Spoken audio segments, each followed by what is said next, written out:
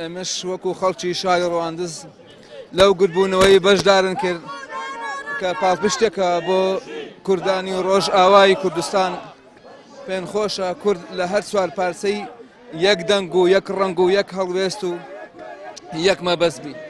کورد بەیەکبوون ئەگا بە هەموو شتێکی بەدابڕان و بەشپرزەی لێکەڵەوەشێتەوە ناگاتە هیچ دەبی هەموو شت ئەمە ببین بە یەک بە قسە نا بە کردار. بەڕاستی ئێمە بۆ پشتیوانیکردن لە خوشک و برایانمان لە شۆڕشی ڕۆژئاوا لێرە دووەمین جار لە ڕەواندز گردبوونەوەی جەماوەری ڕێکە خەین بۆ ئەوەی بە هەموو جیهان بڵێن کە ئێمە کوردستانیەکە. ئێمە هەوڕۆ هاتین بەڕاستی لە شار ڕەواندز بەشداری ئەو کەرنەڤالە جەماوەریەکەین بۆ پشتگیری لە برایانمان لە سووریا لە ڕۆژئاوا. بەڕاستی تەنها خۆمان یەک نەبین بە تەمای دەرەوە نەبین.